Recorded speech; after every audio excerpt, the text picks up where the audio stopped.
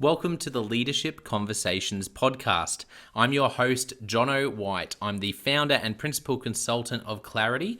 We are an Australian-based consultancy that works with leaders around the world, and our passion is to invest in people to become everything they're meant to be in order to fill the world with healthy organizations that people love to work for and customers line up to buy from. The goal of this podcast is to invest in you and your leadership. If you're just joining us for the first time, then feel free to check out consultclarity.org. That's our website, consultclarity.org. We have so many free resources on there, the most popular being our 7 Questions on Leadership series. We've had more than 1,500 leaders from around the world in all different sectors give their in-depth answers on leadership, what books they love, what they found most challenging, the most meaningful stories, how they structure their time through the day. That's free, so go and check it out. And we'd love to interview you about your leadership. I believe you have advice from your experience, your context, and your life so far that is important and can help other leaders. It's also a great way to give back. It's free to get involved, and you can do so by going to consultclarity.org/7-questions-interest, or just Google consultclarity.org 7 questions interest and fill out the form that pops up. We have a free resource for you on our website. It's called Leadership Survival Guide. It's a 57-page ebook. It has interviews with 10 world-class leaders, and you can go to consultclarity.org. It's right at the top, and get that today. We also have a daily email that we send out to over 15,000 leaders, and that email contains the highlights, our best content from our podcasts, our blog, my book, the books that we're loving that are out there about leadership. It's also the best way to get access to our masterclasses and workshops before anyone else. And there's also exclusive and limited special options just for subscribers. And you can subscribe by going to consultclarity.org/subscribe. Now, my gift to you is to work incredibly hard to provide the best leadership content I can to invest in you and your leadership. So if you're finding our content helpful, if you find this podcast helpful, then your gift to me could be this. If you do find it helpful, then write a review or rate our content and make sure you subscribe or follow. I can't emphasize enough how helpful that is. It really does help us to get the word out there so we can invest in more leaders to become everything they're meant to be. It also means a lot to me personally when people like you and people in our community share our content on social media. So if you do that, then please do look for me, Jono White, to tag me, and look to tag Clarity on whatever platform you're on. And our team, including me, I'm always looking to see when people have mentioned us so that I can engage with you. And also we look at sharing content. So if you write something about something we've done, there's also a good chance we'll share that with our followers. So if you could do that, that is a massive, massive help as we try to invest in as many leaders as we can around the world. Last of all, you can check out my book about how to deal with difficult people even if you hate conflict. It's called Step Up or Step Out. It's available on Amazon. You can just look up Step Up or Step Out Jono White, or you can go to store.consultclarity.org/book and check it out there. I have coached leader after leader after leader, and in more than 50% of the sessions, this topic comes up. How do I deal with this person? I'm finding it really difficult, and I just want to find a way that doesn't blow up to just to have a difficult conversation, to lead them better. How do I do that? There's a 3-step process that I outline in this book that I believe can help you. Okay, let's get into today's episode of the Leadership Conversations podcast. Enjoy. Welcome to episode 24 of the Leadership Conversations podcast. Today's guest is Dr. Michael Lubelfeld. I'll read the full name there, but we'll call him Mike throughout. Superintendent of Schools at North Shore School District 112. And Mike has served as a public school superintendent in Illinois since 2010. He currently serves as the superintendent of schools in the North Shore School District 112 in Highland Park and Highwood, Illinois, north of Chicago. Lubelfeld has presented on leadership topics around the state, nation, and world, and he is active in leadership development with state and national associations. He co-authored the 2017 book, The Unlearning Leader, Leading for Tomorrow's Schools, the 2018 book, Student Voice, From Invisible to Invaluable, and his latest book, The Unfinished Leader, A School Leadership Framework for Growth and Development, was released in May. Mike was awarded the 2021 Administration and Supervision Distinguished Alumni Award from Loyola University of Chicago School of Education. And Mike and his wife, Stephanie, have 2 children and they live in suburban Chicago. And I am so pumped for our conversation today. Thank you for coming on the podcast. Welcome, Mike. All right, Jono, thank you so much. It's really an honor and a treat to be here with you today. Thank you so much for sitting down for a conversation. I wish I was with you live in person, but one of these days we will be. Yes, well, as we said before we started recording, open invitation to come and visit me in Brisbane anytime you're in Australia. And for listeners, beautiful part of the world. I'm a little bit biased. I've been here my whole life, but I do love it. But also with borders starting to open, we're recording this in November 2021. Hopefully, I will get to be over your way in the near future. So yes, ideally we'll be able to sit down live, but this is a good start. Why don't you tell us? Agreed. Sorry, you go. Oh no, I'm sorry, Jono. I love the power of technology. So I love that we are connected and we are live, even though we're just a few miles away. Yeah, that's right. Well, for listeners, I love to give people a bit of an insight into the context of someone I'm chatting with. So tell us what it's like to be superintendent of schools, and tell us about your district and just the context, the schools that are part of the district, the number of staff, a number of teachers, number of students. Tell us those sort of things, Mike. All right. It is my pleasure. So I'm really lucky and I consider myself really fortunate to be the superintendent of schools. In Illinois, we've got about 853 public school districts, and they're either pre-K, pre-kindergarten through 8th grade, grades 9 through 12, or pre-K through 12. So it's a little strange. I'm an elementary school superintendent. I've got grades pre-K through 8 in 10 schools, 1 preschool for children ages 3 and 4, 7 elementary schools for children in grades kindergarten through grade 5, and 2 middle schools, grades 6 through 8. And all of our students matriculate into Highland Park High School, which is within our boundaries, but it's a separate school district. So we serve about 3,800 students. We have about 551 employees. 400 roughly are teachers, and the remainder are education support staff personnel, like paraprofessional teacher assistants, nurses, maintenance workers, administrative assistants, and of course, you've got about 30 administrators who make up the leadership team. We are governed by a 7-member elected school board, and I work directly for the school board. And while I'm the chief executive officer, I'm also the chief communication officer, chief cheerleader, chief everything. But the bottom line is, as I tell the leadership team, superintendent really rents space from the community that she or he is privileged to serve, and the board is the community. So in our district, we serve whoever lives there. It's the public schools, and that's what makes it really cool and really great.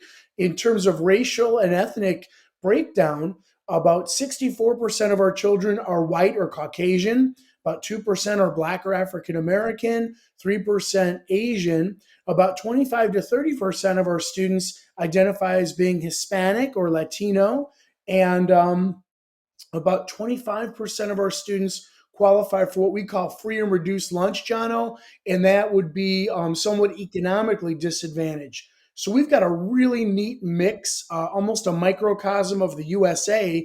In terms, we're a little light on Asian and Black folks in the demographic, but in terms of economics and just a mixture of people, it makes it a really cool and challenging place to lead.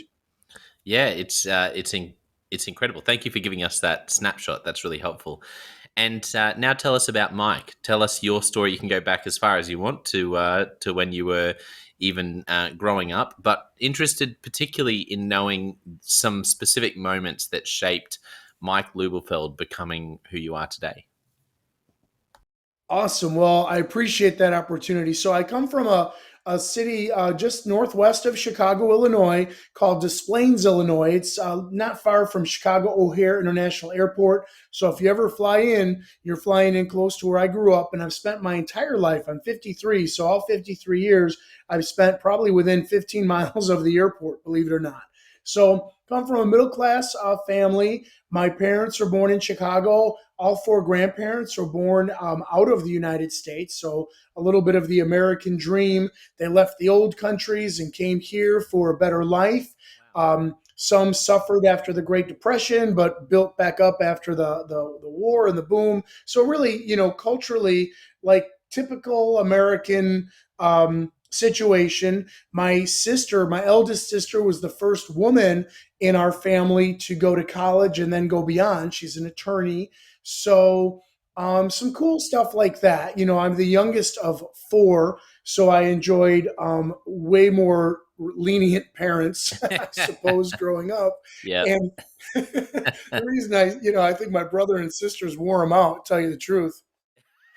But I will say, when I entered college, and this will make sense in a couple of minutes. When I entered college as a really young and looking back, immature 18-year-old boy, clearly I was not equipped for that responsibility. And I Mm. think it was pretty cool that when I attended my first university, my first freshman year, we all had such a good time together that they agreed and I agreed that I probably should, go elsewhere. And Jono, now that I'm running a school system, which I find to be ironic, considering my really humble, and a little bit wild beginnings, I just chuckle because it has helped me through all these decades to really give people a second and sometimes third chance. So, flash forward to going to college the second 4 years, did a nice job there. Grew up a Mm. bit, got some decent grades, learned how to read, write, and all that good stuff as a grown up. And then I became a teacher and I became an eighth grade teacher, and I taught social studies, which in that context was the United States history, which Mm. surely is not all that long, right? Especially talking to a guy from Australia, you got way longer history, but a U.S. history and a bit of civics and government and stuff like that. And the man who offered me my first job, a man named Jim Newland, impressed upon me the value of looking beyond test scores, transcripts, or stereotypical artifacts that allegedly make people successful. So, I'm a 23, I guess, I don't know, 24-year-old at that point, whatever it was. And I got a job. And Jim is like, we took a chance on you, but, your original transcripts were really bad. So you might want to be mindful of that. So thanked him for that. I was kind of naive and kind of dumb. But Jim also saw that I had stuff in me, teaching skills, aptitude, intelligence, a bit of maturity after the fact, and also some leadership skills, Jono. And in my second year of teaching, he recommended me for a district-wide leadership post in addition to teaching. And again, that was unusual, but that allowed me to understand how districts worked real early in my career. Yeah. Jim also helped mentor me to get my advanced degrees, get my administrative licensure, and to go into a school district that would offer me greater upward mobility. So reluctantly, I left Jim under his orders, under his direction, and my career, my opportunities flourished. And I really, want to emphasize the fact that I started out stumbling in kind of a rocky reality. And whether a lot of people do or don't, I got lucky. I got a chance. So my whole career and my whole life, and 4 degrees later, doctorate included and all that, Yeah. I've been mindful about leadership development. And I just wanted to kind of give you that background to share that I've sort of lived life a little bit, as they say, and I've always given people a more 360-degree viewpoint as I view them. Yeah, I appreciate you sharing that and sharing so honestly about your story. And I have found it fascinating working with schools. I think I'm always surprised the number of people in the room when I'm working with a school leadership team or a group of executives from schools. The number of people who had some sort of there's a negative element to their experience in education when they were growing up, and it shapes them to want to change that for young people today. And I love hearing that about you. You talk about how you went into that first degree, and you went into that first college, and it wasn't a positive experience. But that has shaped you to see others and go, no, I want to give you a second chance and a third chance because I've been there and I've walked through it. And I think that gives you unique empathy for people that others wouldn't have. I appreciate that. I've got to tell you, a school superintendent's kind of a bizarre, goofy, mysterious position because there's only one of us, right? And what's neat about it is done properly or done right with an awesome school board. And I've had three school districts where I've been able to be a superintendent, all in the Chicago metropolitan area. Yeah. And I've had three boards over all these years who've been really good folks, good men and women who have given me a chance as their leader. And they've allowed me to lead, they've allowed me to succeed, they've allowed me to fail, they've allowed me to come back to it.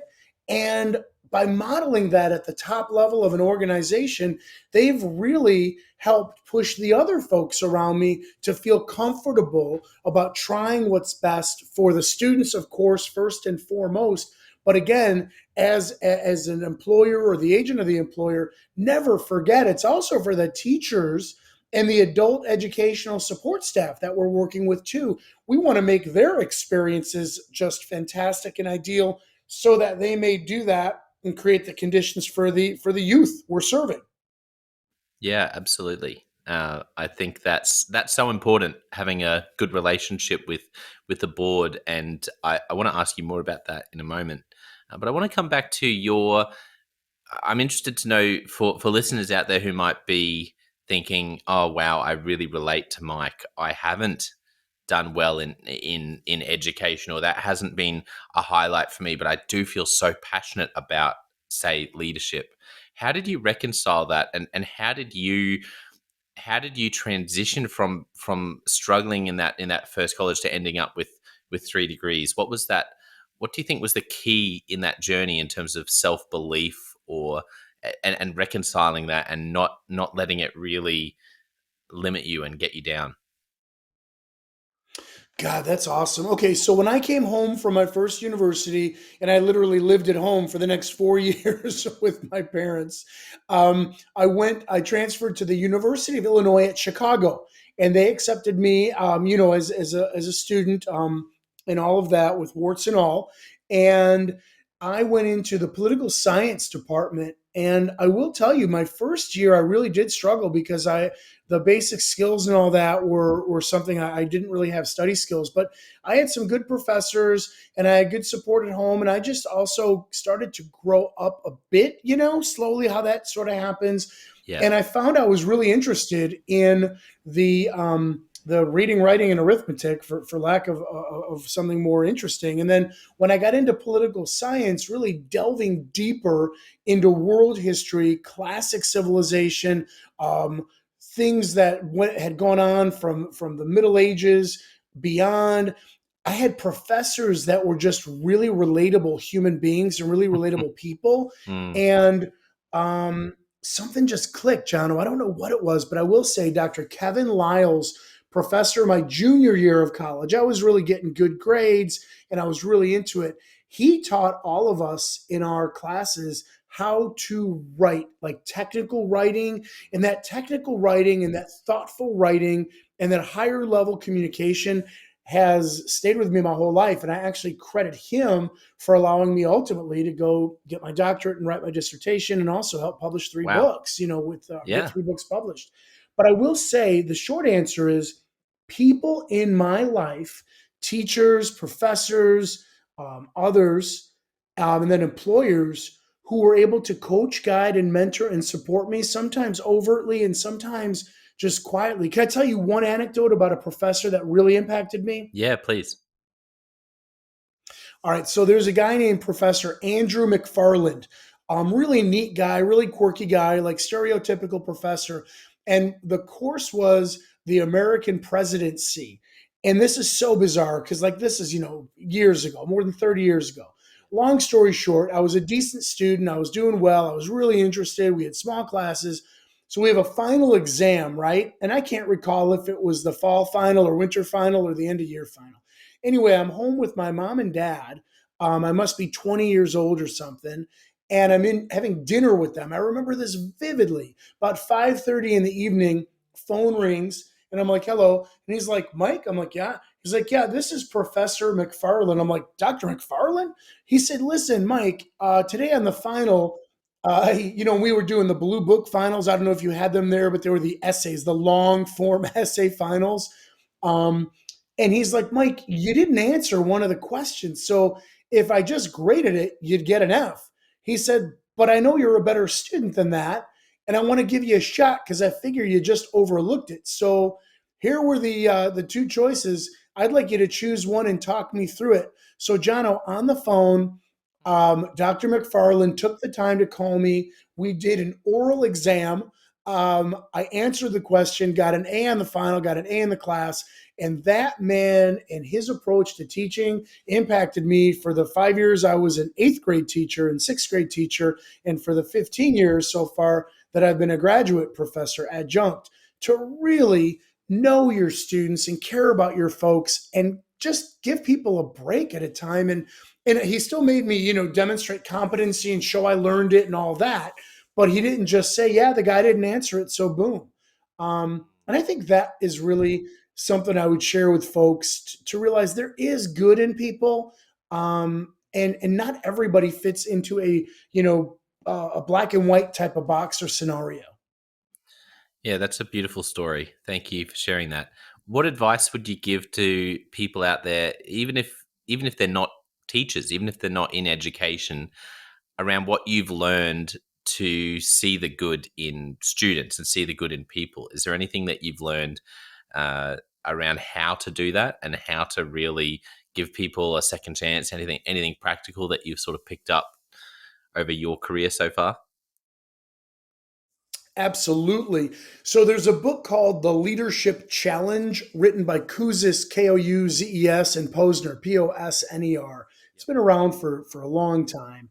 They did some research of leaders across industries and what workers liked in them. And there's an acronym of 5 letters, and it's 5 concepts. And my direct answer to your question is embody these 5 concepts in whatever it is you're doing, whether you're an auto mechanic or a lawyer or you're in forestry or a doctor or whatever.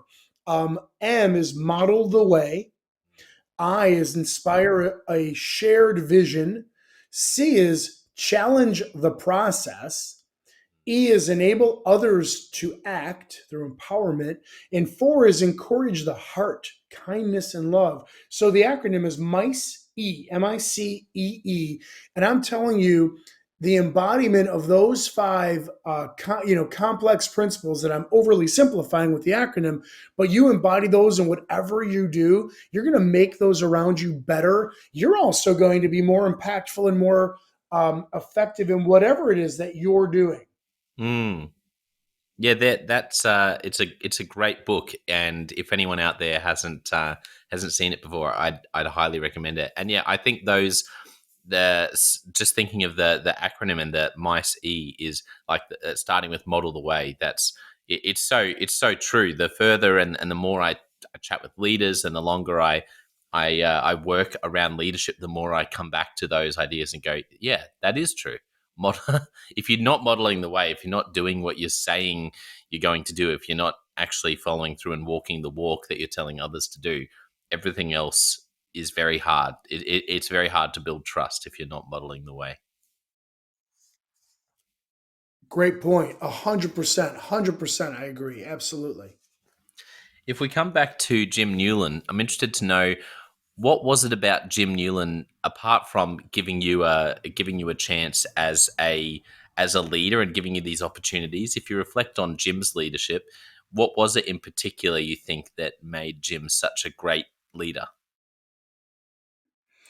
I want to say overall his kindness. Jim was a United States Marine during the Vietnam War in the '60s, so pretty hardcore, pretty rough stuff.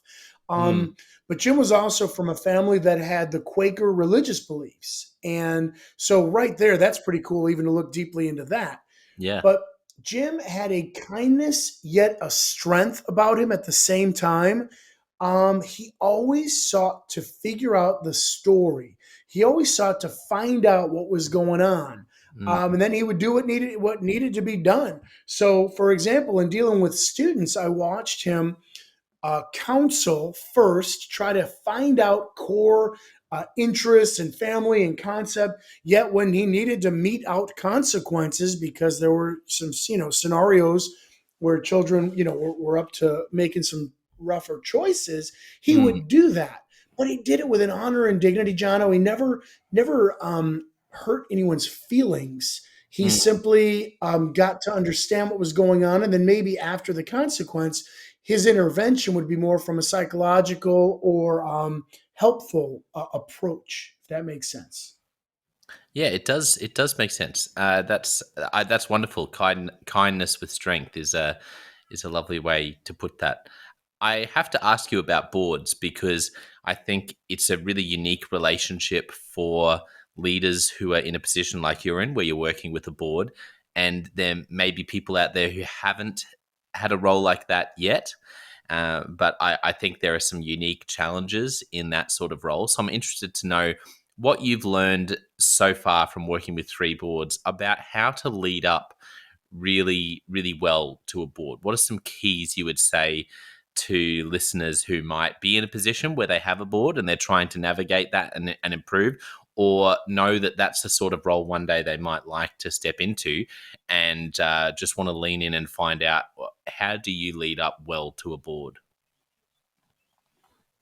All right, thank you. First, know your own core values, know thyself, and really accept yourself for who you are and understand your quirks and your personality and your idiosyncrasies may not work everywhere, but they're definitely going to work somewhere. So don't change or pretend to change who you are, and who and what you believe in to simply get the job, because that's not going to work. You Mm, want to find a board that accepts and embraces and is interested in and respects your personality, your quirks, your idiosyncrasies, and most importantly, your core values. Always adhere to your core values. mm, So, in order to figure that out together, you've got to really communicate, and the best initial communication involves your ears, not your mouth. So, really listen and listen with the heart to what the questions are. What are they looking for? What are the profiles of a leader they seek? Look at some school board publications if they're live on YouTube or TV, or you can read their minutes to find out how they speak with one another.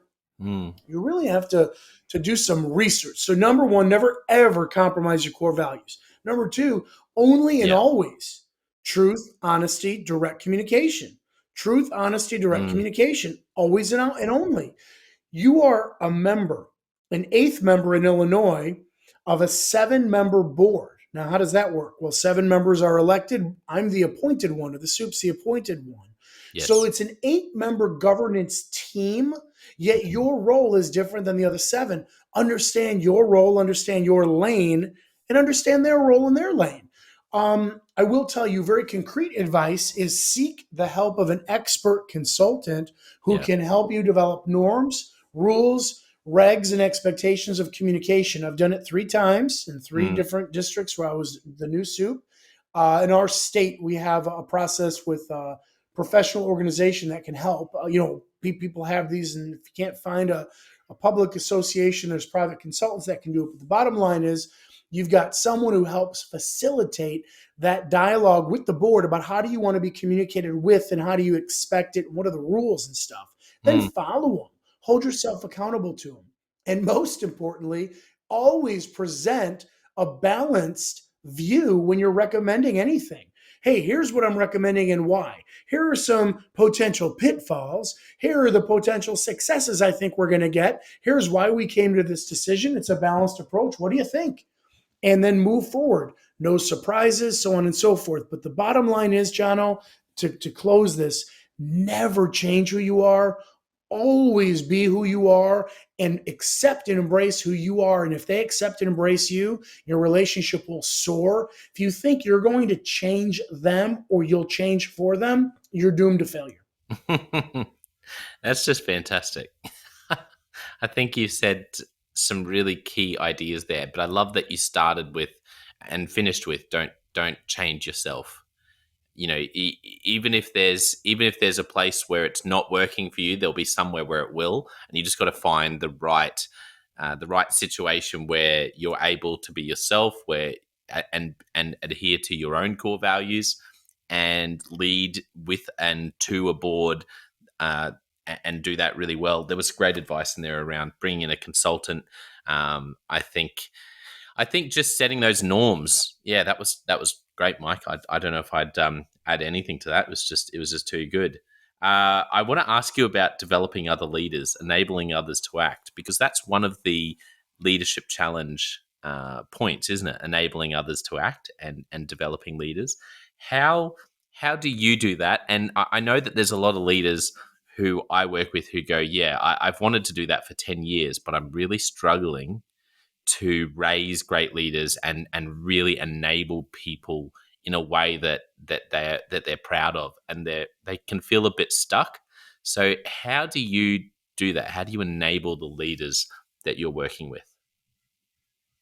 Okay, thank you for asking. So, I believe in structured selection of staff with behavioral dispositional interviews in a structured setting. And I'll repeat what that means in English in a sec.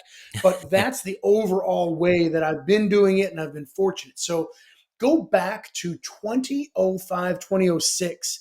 I was a principal, and then I became the assistant superintendent for personnel services.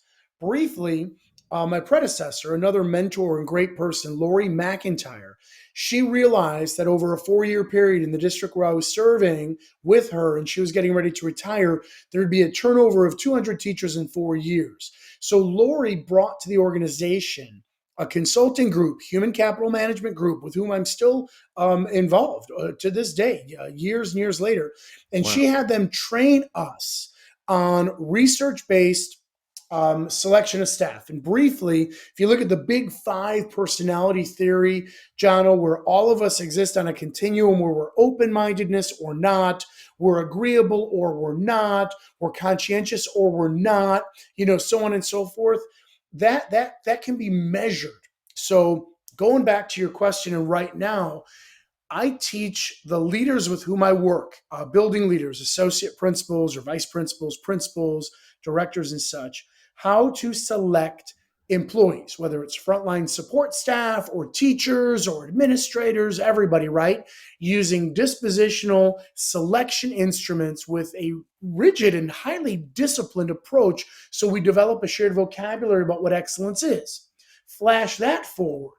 I then go beyond the selection of staff. The group we work with has a formula for select, grow, and multiply.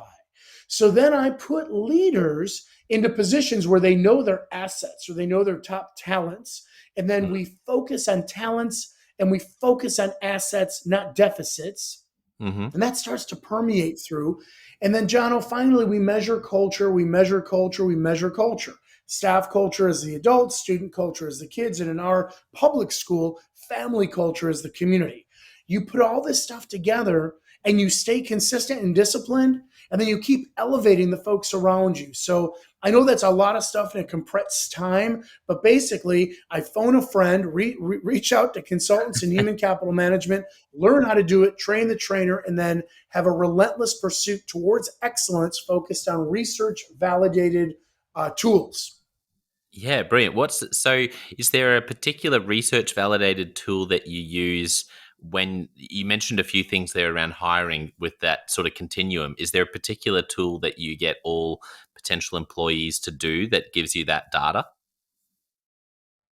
Yes, they have like a computerized assessment that helps give us some preliminary data, and then we'll do an in-depth interview asking particular questions, precise questions that are aligned and linked to themes of excellence or talented themes, and Hmm. then we compare them to the benchmark of thousands or tens of thousands of subjects in that, and then we get a general sense, and that helps better inform our decision making. And then when it comes to the development of leaders, we help them identify in what areas they're talented in, not what areas that they're not, but what areas they're talented in, to make Yes. sure that they're aware of it, they maximize it, and then they can develop teams in their own area that are going to complement what they're good at as opposed to focus on anything net less. Yeah, wonderful. Yeah, I think that's a great approach, and I can hear why that's working and worked so well for you. I love that. I love that approach. There's so much more I want to Thanks. jump into. So what I'm thinking maybe is there's an open invitation for you, Mike. It'd be great to come back and do a second episode, to have you back and do a second episode down the track at some point, because I've got about 20 more questions to ask you. So would love to have you back another time if you're keen. Yes, yes, thank you. I'd be honored to, man. It would be wonderful to come back. Yes. And I just want to give you a chance just to tell people. I know there's going to be a lot of educators listening in, because the schools sector and education is the largest sector that I work with in Clarity, and I just know that there'll be a number of educators listening from all around the world. Where can people find you? And also, just want to give you a chance, because I know you've written these fantastic books, and so where can people find out more about your books and your content, Mike? Well, I'm grateful for that. I am on Twitter at Mike Lubelfeld, just my name, Mikelubelfeld. And once a month, the first Wednesday of the month at 7 p.m. Central Time in the US, my good friend Nick Polyak and I co moderate a chat on Twitter called hashtag Soup Chat, SUPTCHAT. Everybody's welcome on Soup Chat. We've been doing it since October 2014. Um, and on my Twitter profile, I've got a link to my blog. And I would love anybody who ever wants to just say hello or drop me a line, send me a direct message on Twitter or contact me through my blog. I'd love to speak with you. And Jono, it's really just been a treat sitting down and talking with you today. I look forward to the next time. Yeah, me too. I think I will give you one more chance, just because you've got so much wonderful insight. I feel like some of the things you've unpacked, and you said it, as you said, one of the things recently is like, I've just given you, 10 ideas compressed into a couple of sentences. Are there any final thoughts you want to give leaders as we finish up this first conversation, Mike? Listeners, sorry, not readers. Yes. Hey, they can read it too, right? We can transcribe it. No, That's true. Jono, I would love to tell you like that. I We do. need folks to step up and lead, regardless of what nation we're in, regardless of what industry we're in. I'm really favoring public education, of course, because I've devoted 3 decades to it. But if you're in private education, that's great too. Corporate education, no problem. Whatever it is, lead. You have something to offer, and if you're not sure and you lack a little confidence, join a professional association, find some Mm, mentors, get some help. There are so many people out there who want to help you and want to hear from you. And in the schools, we're always looking for folks to volunteer and help out and offer some advice from their profession. But the bottom line is you can do it, and there's the right place for you and the right spot for you. Get to know yourself and be proud of who you are. And I'll tell you, you do that, and then you're on the road to major success. yeah, that's wonderful advice. I appreciate you encouraging people, and I always know that when you share something like that, there's always a good chance. Anecdotally, I just remember chatting with a leader who was really at a point when I was talking to this leader from the US, and they were just at a point where they were really thinking of just giving up on leadership, because they'd had a real really dramatic and challenging season. And we just had this conversation, and it was just having that conversation around, and just saying to them, you know what, you're you're a, you're a good leader and you have great potential. And just because this has been a challenging season doesn't mean you should give up. You actually need to take what you've learned here, and we need leaders like you who are thinking about that. So I just want to say that to our listeners. I think that'll really encourage someone who might be on the brink of going, maybe it's not for me, to take Mike's advice and to step up. We need more great leaders in education and across all sectors who are going to invest in people. And you heard the names that Mike mentioned. I think one of them might have been Kevin, and I loved also the mention of Jim Newland, and also the professor that Mike mentioned. Isn't it amazing that when you come to stories, there are always people in those stories? So go out there and be one of those people who invests in other leaders. Thank you to our listeners. I do appreciate you listening. And don't forget, we have other podcasts at Clarity. There's the John O'White Leadership Podcast, where I just give you content around the one I did most recently is 7 rules for raising great leaders. And there's also the leadership question of the day, where I will ask you a different leadership question every day to put a stone in your shoe, so to speak, because growth is never comfortable, and just to help you grow as a leader, different question. But thank you for tuning in. And most of all, once again, a really big thank you to Dr. Michael Lubelfeld. This has just been a pleasure. I am definitely excited that I got it in there to invite you back for a second conversation, because this has been a joy. And I think I'm going to be ticking over for the rest of the day thinking of a bunch of the things you've said. But thank you so much for your generosity to come on the podcast and to share your stories and share your wisdom with us. It's been a real pleasure, Mike. Thank you. Jono, thank you so much, and I look forward to our next time. Best wishes and happy and healthy holiday season to you and yours.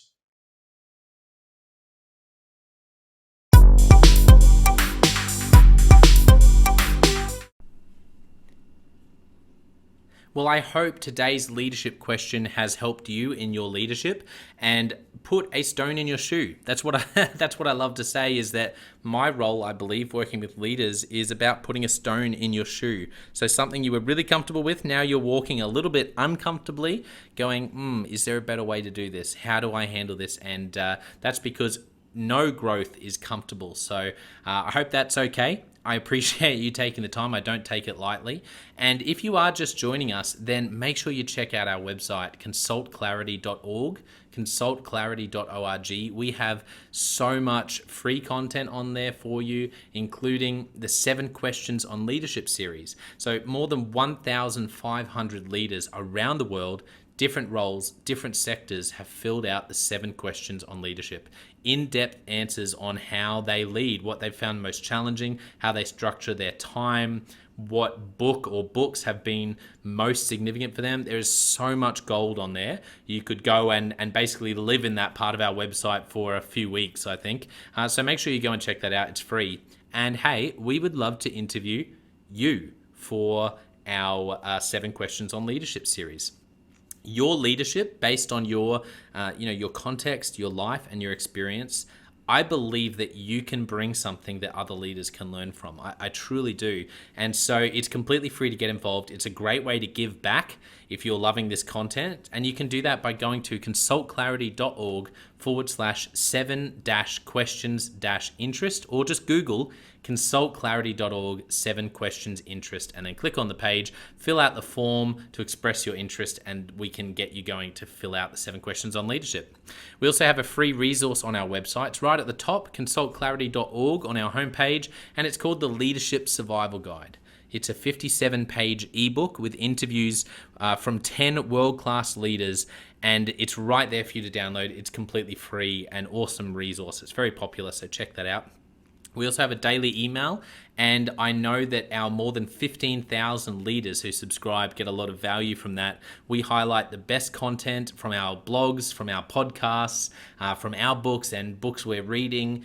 It also gives you exclusive and limited access and early access to our masterclasses and workshops. So I really try to make it something as helpful and as valuable as possible. That's my commitment. And so go to consultclarity.org/subscribe if you're interested in all things leadership, and you can become part of that community.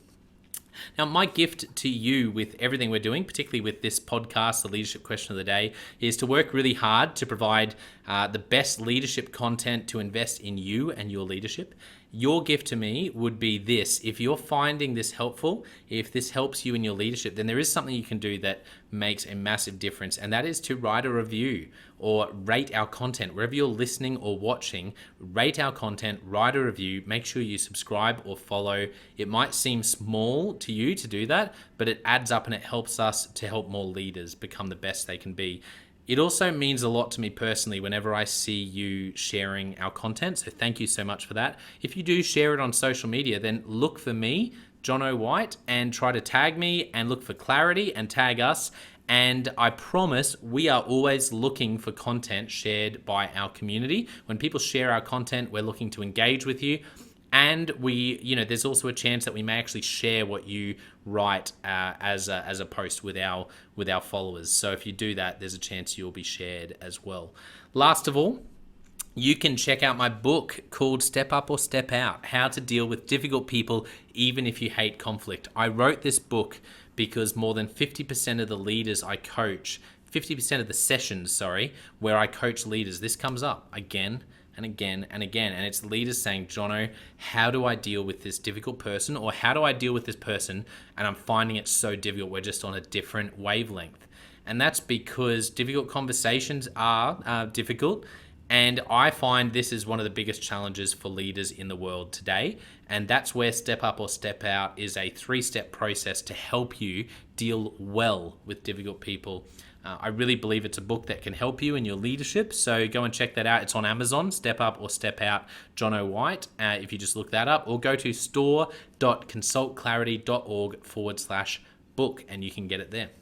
Well, thank you so much for listening. We're going to be back with a new episode of the leadership question of the day next time.